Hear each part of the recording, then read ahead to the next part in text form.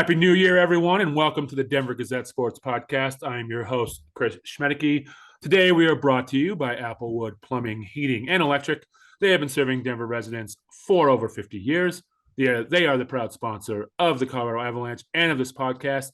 And on this podcast, we are talking about the Denver Broncos because they are, always newsworthy here lately. So I'm joined by Chris Thomason. Chris, Happy New Year. How are you today? Yeah, Happy New Year. Thanks to Applewood for everything. We had some great podcasts in 2023. Let's keep it rolling this year. Well, we've got plenty to talk about. It's funny how much we have to talk about in a game that was 16-9, which was the Broncos win over the Chargers on Sunday. Jarrett Stidham made his first start after the Russell Wilson benching. But before we get into that, let's talk about Russell Wilson speaking to the media last week before the game. He had some pretty interesting things to say, Chris. What did you take from that conversation? Yeah, it was by far the most candid that Russell Wilson has been since I've been covering the team. I mean, usually he's Mr. Positive, or he's even said neutral. He's Mr. Switzerland. He never wants to get embroiled in any controversy. So, first of all, it was a little bit of a surprise that he spoke. I had spoken to him briefly Thursday and asked him if he didn't want to talk that day, and I asked him if he would be talking at any point this season. He said he didn't know, and then boom, all of a sudden on Friday he decided to talk, and then he pretty much spelled it out. He pretty much said that the Broncos came to him during the bye week and wanted him to alter his contract. What I've heard is they wanted him to push back his $37 million guarantee for 2025 from March of 24 to March of 25. And he shot that down in a hurry. And on Friday, he said, well, it's a physical game. People get injured. So he showed no interest in doing that. He admitted he didn't know what was going to happen when they, according to Wilson, threatened to bench him if he didn't alter his contract. But after that, the wins kind of piled up a bit. Broncos had won 2 straight at that juncture, turned into a 3-game winning, 3 more wins to be a 5-game win streak to 6-5, and things look pretty good. And then they lose 3 of 4, and then the benching does in fact happen. So, do you think this has been clearly brewing for a while? This talk? Yeah, there's no doubt about it, and the 5-game winning streak masked things, or I'm sure it would have been done earlier. I mean, during the 5-game winning streak, Sean Payton still grumbled at times about the offense, but he was actually pretty candid last week after announcing the benching, pretty much saying that, well, even when we were getting all those turnovers during that 5-game stretch, the offense still wasn't great. And as you well know, they got an incredible turnover ratio during that 5-game winning streak. And I'm sure if they didn't get all of those, they wouldn't have had a 5-game winning streak. Yeah, I mean, I know you and I had talked now that 5-game winning streak was probably a little fluky. Like there was a lot of those turnovers, like you said. And I remember talking, I can't remember what game it was, but they would get all those turnovers and they would turn into like 3 points. So Sean Payton is right about the offense. So let's move on to the game. Jarrett Stidham plays 224 yards, 20 of 32. Didn't turn the ball over, which is good. But I don't know, Sean Payton talked about a spark. I don't think there was any spark there. Yeah, it was a workmanlike effort against a bad Chargers team. They got the win. That's what they were trying to do, hoping they would get some help from other teams. They didn't at all. Basically, everybody that they wanted to lose won on Sunday. So they were hoping at least to go into Sunday's game against the Raiders with a flicker of a hope, like a Minnesota Vikings 2.8% chance or something. But no, it's all gone. I mean, they settled for field goals against the Chargers. The 1 touchdown Stidham threw, little Jordan Humphrey pretty much did all the work on that one. But, it was 3rd and 8, and he did connect for at least a first down there by rolling out. So it was a typical, workmanlike effort. They got the win, and we'll see what he looks like against the Raiders. Did you see a difference in the play calling at all with Stidham back there? I specifically asked Sean Payton on the conference call Monday if they use the full playbook for Stidham, and he pretty much talked about, well, it's not so much the playbook, it's really the game plan for every game, but he didn't really indicate like, well, it was complex or it Yeah. was toned down or what have you. But you take everything into consideration. You take the fact that Stidham, of course, was making his first start, so you didn't want to throw a number of high risk plays, but you didn't need to. You're facing the Chargers, which a couple of weeks earlier had given up 63 points. I'm sure if it had been, more of a closer game or they were in jeopardy of losing down the stretch, maybe there would have been some different calls. But I don't think you needed to get too fancy to beat the Chargers. Well, this is a bigger picture question, but what is Sean Payton looking for in his quarterback? Because clearly it's not Russell Wilson. I don't know if it's Jarrett Stidham.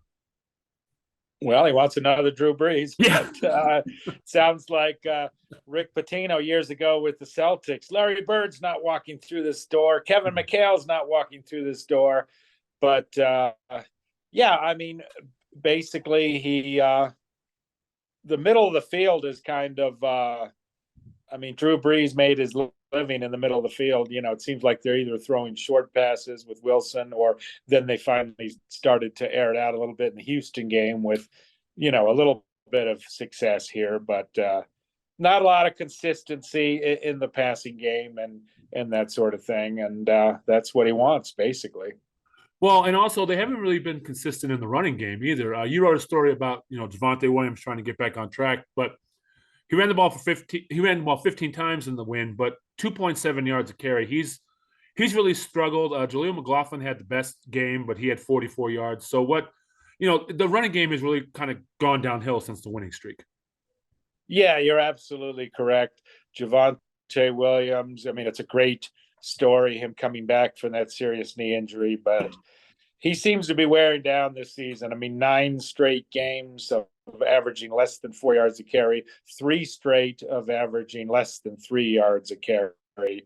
And he did have a 16-yard burst against the Chargers, but take that away, and he had virtually nothing. Jaleel McLaughlin, who started out the year hot and then kind of wasn't getting all that many touches for a while, and now he's kind of back in the picture. So I think we'll see a decent dose of McLaughlin against the Raiders. They still seem unwilling to give Samaje Perine, ever an appreciable amount of carries. I know it's hard to give 3 guys carries, but Javonte struggled. Who knows? Maybe you even limit his carries even more and look more at McLaughlin and Perine. So they talked a lot about how winning this game, this coming Sunday against the Raiders means, they get to 9-8, the first time they're over 500 since 2016. But do you think they rest anybody? Do you think maybe Cortland Sutton just calls it a season or something like that? I think if the doctors clear them, guys will play.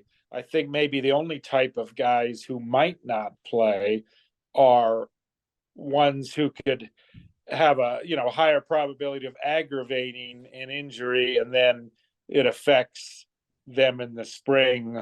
Yeah. Like Marvin Mims. I don't know how serious his hamstring injury is, but as well as I do how tricky hamstrings are. So if he's on the cusp, you really want to risk him, and then he pulls his hamstring and then he can't appropriately train for 2 months or something. Yeah, I think those are the type of guys that potentially might rest if guys are in fact rested.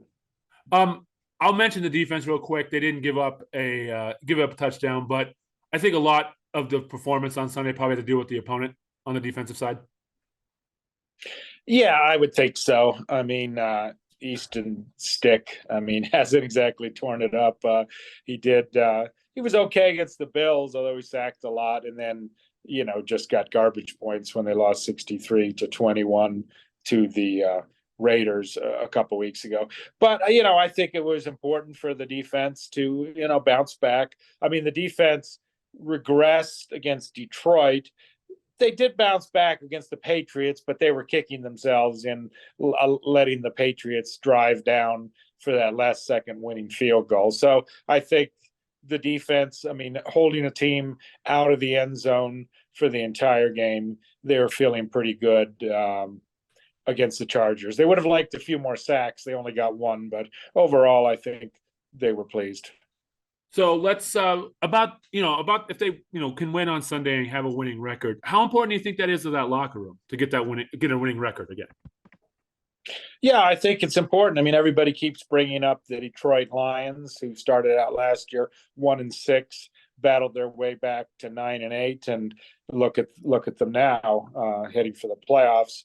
So that's an example. I think it just ends the season on a positive note. Everybody's got an extra bounce in their step, and who knows if that makes them want to hit the weight room, even a little earlier and get all excited for next season. And I mean, not to toot my own horn, but my preseason prediction was 9-8 and missed the playoffs.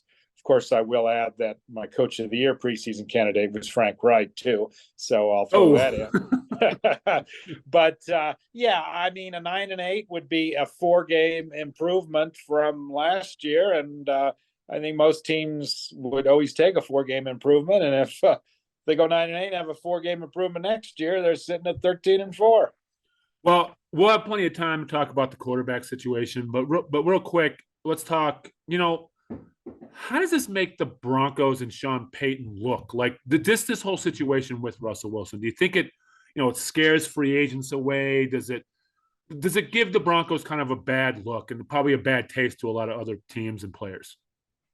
This stuff generally blows over. This is the second time, as you well know, this season that, or third time, if you want to count yelling at Russell Wilson on the sidelines. I mean, the USA Today interview, yelling at Wilson on the sidelines. This situation, I mean, people often have a short memory in this day and age of Twitter or X, if you want to call it. So, yeah, I think it's something certainly the Broncos and Sean Payton can overcome. I mean, Payton has confidence in himself. He's got a mammoth contract. He's got a Super Bowl ring, that sort of thing.